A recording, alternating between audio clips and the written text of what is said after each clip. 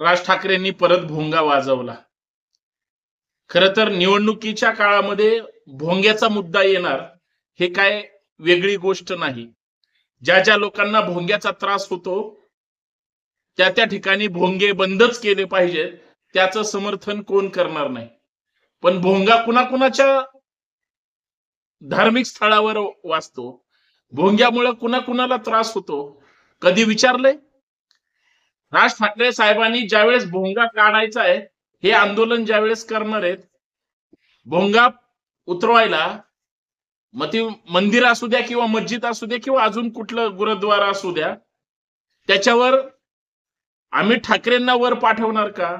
किंवा त्यांचे जे एक नंबरचे नेते आहेत राज ठाकरेंसोबत असणारे, ते नेते वर चढणार आहेत का ते भोंगा काढायला?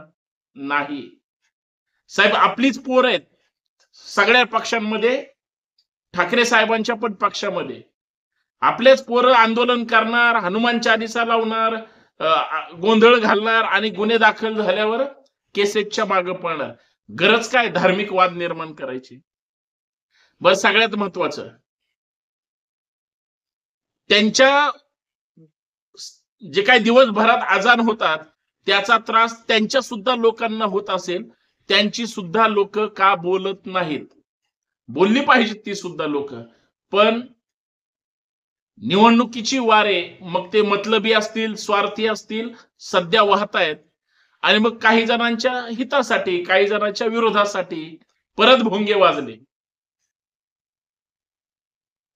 मला कमीत कमी राज ठाकरेंच्या स्पष्ट भूमिकेचं खरं तर कौतुक सुद्धा ह्यासाठी करावं लागतं किंवा करावं वाटतं की त्यांची भूमिका चुकीची आहे का बरोबर आहे याच्यापेक्षा ते भूमिका घेतात, त्याचा त्यांना फायदा होईल की तोटा होईल याचा ते विचार करत नाहीत.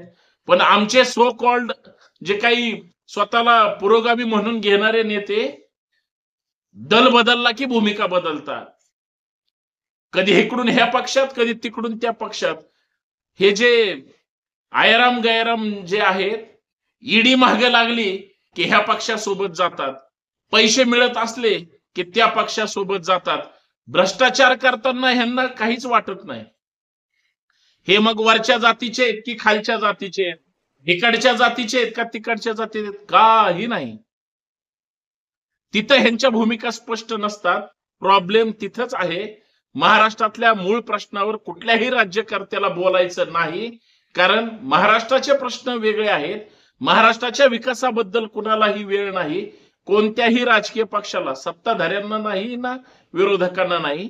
आणि म्हणून सर्वसामान्य लोकांच्या इच्छेचा, अपेक्षाचा, त्यांच्या भावनांच्या नरडीचा घोट घ्यायचा आणि ह्यांना ह्यांचं राजकारण साध्य करायचंय, भावनिक राजकारण करायचंय, धार्मिक राजकारण करायचं आहे आणि जातीय राजकारण करायचं आहे.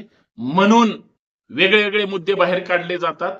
अपवाद त्याला जरी राज ठाकरे असले तरी त्यांनी आता तो मुद्दा काढलाय. याच मुद्द्यावर मित्रांनो चर्चा करायची. मी संतोष शिंदे, सप्रेम जय जाऊ, जय महाराष्ट्र, जय शिवराय. आज महाराष्ट्राला ज्या ज्या मुद्द्याची गरज आहे त्या मुद्द्यावर आपण चर्चा करतोय. पण जे महाराष्ट्रात मुद्दे गरजेचे नाहीत त्याच्यावर तर आपण प्रकाश टाकलाच पाहिजे. म्हणून विनंती एवढीच आहे, व्हिडिओ शेवटपर्यंत पहा, व्हिडिओ जास्तीत जास्त शेअर करा आणि सगळ्यात महत्वाचं बेल आयकॉन प्रेस करायला विसरू नका, जास्तीत जास्त सबस्क्राईब करायला विसरू नका आणि जाहिरात आहे टच करा, बघा काय आहे ते. तुम्ही आम्ही जोडलं गेलं पाहिजे आणि आपण पुढे गेलं पाहिजे. मित्रांनो, मी चर्चा करतोय निवडणुकातल्या नेत्यांच्या भाषणाबद्दल आणि मला असं वाटलं की राज ठाकरे साहेबांबद्दल बोललं पाहिजे. ज्यावेळेस उद्धव ठाकरे साहेब मुख्यमंत्री होते, राज ठाकरेंचेच बंधू, त्यावेळेस राज ठाकरे साहेबांनी भोंग्याचा मुद्दा काढला होता आणि तो इतका ताणला होता. त्यावेळेस सुद्धा मुस्लिम याच महाराष्ट्रात, याच देशात राहत होते, त्यावेळेस मस्जिद त्याच जागेवर होत्या आणि भोंगे वाजत होते. राज ठाकरेंची आंदोलन संपली कारण सत्तांतर झालं, शिंदे साहेब मुख्यमंत्री झाले, फडणवीस साहेब सत्तेवर आले, राज ठाकरे साहेबांचं आंदोलन बंद झालं.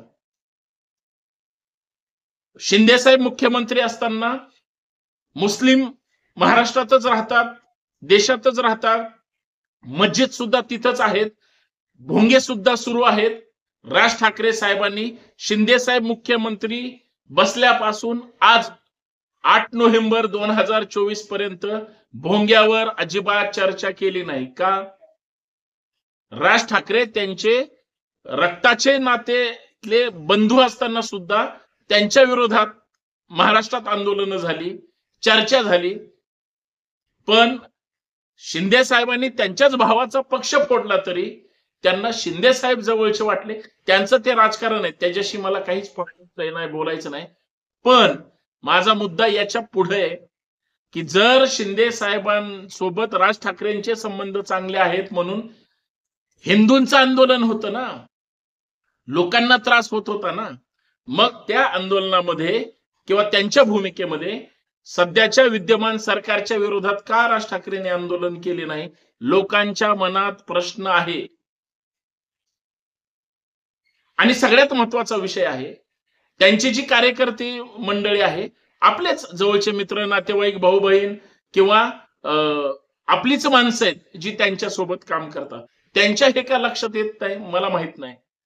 पण शेवटी निवडणूक आहेत, सभा सगळ्यांच्या होणार आहे. राज ठाकरे साहेबांच्या हातात महाराष्ट्राची सत्ता दिली पाहिजे, वैयक्तिक माझं मत आहे. पण त्याच्यासाठी त्यांना 144 आमदार स्वतःचे स्वबळावर निवडून आणावे लागतील. सध्या तर त्यांनी 22 आमदार सध्या उभे केलेले आहेत, त्याच्यामुळं सध्या या पंचवार्षिक तर त्यांना सत्ता मिळणं म्हणजे शक्य नाही. किती निवडून येतात, काय येतात, मतदार राजा ठरवेल. पण त्यांनी याच निवडणुकीच्या निमित्तानं परत धार्मिक भावना भडकवण्यासाठी किंवा पेटवण्यासाठी राजकीय मुद्दा म्हणून त्यांनी भोंग्याचा मुद्दा काढलेला आहे. आता माझा भोंग्याला बघा, ज्या भोंग्याचा त्रास होतो ते भोंगे काढलेच पाहिजे या मताचा मी आहेच, त्याच्याबद्दल दुमतच नाही. पण ते फक्त मस्जिदवरचेच काढायचे आणि मग इतर धार्मिक स्थळांवरचे त्यांच्यामुळं सुद्धा त्रास होतो. कधी एकदा बघा, विचारा, ज्यांचं एखाद्या मंदिराच्या शेजारी घर आहे, एखाद्या गुरुद्वाराच्या शेजारी घर आहे, एखाद्या कुठल्याही धार्मिक धर्माचा असू द्या, त्यांच्या त्या धार्मिक स्थळाच्या शेजारी घर आहे किंवा सण वगैरे असतात, आपले गणपती येतात, आपले नवरात्र येतात, त्यावेळेस त्या नवरात्राच्या त्या मांडवाच्या शेजारी राहणारे आपलेच हिंदू बांधव किंवा गणपतीच्या काळातले आपलेच हिंदू बांधव 9 दिवस जो अखंड कार्यक्रम सुरू असतो, शेजारच्याला फोनवर तरी बोलता येतं का हो? आणि मग पोलीस स्टेशनला कंट्रोल रूमवर 100 नंबरवर फोन करून तक्रार करणारे कोण असतात? आपलेच असतात ना. याचा अर्थ मला एवढं सांगायचंय, राज ठाकरेंच्या भूमिकेबद्दल संशय याच्यासाठी निर्माण येतो की राज ठाकरेंना सगळेच भोंगे बंद करायचे का फक्त ते धर्माचेच करायचे?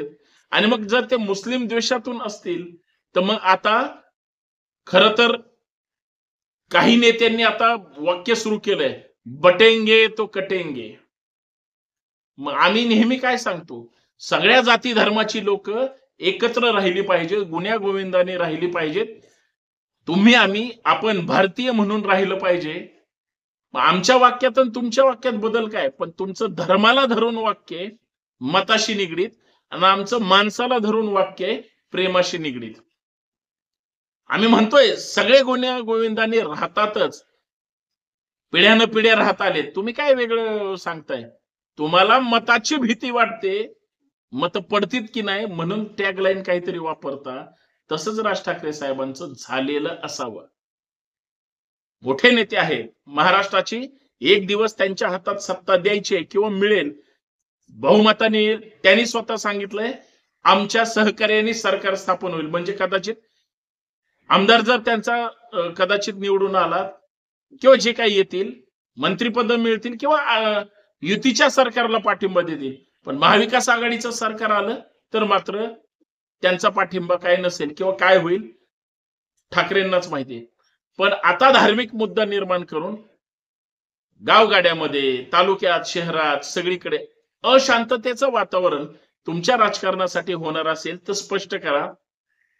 जो जो भोंगा त्रास देईल, जो जो भोंगा त्रासदायक असतो, तो भोंगा जे काही सरकारने नियम घालून दिलेत आणि जेवढ्या डेसिबलवर तुम्हाला लावायचंय त्याच्यावर झाले सगळ्यांना त्या ठिकाणी भोंगे बंद करावे लागतील.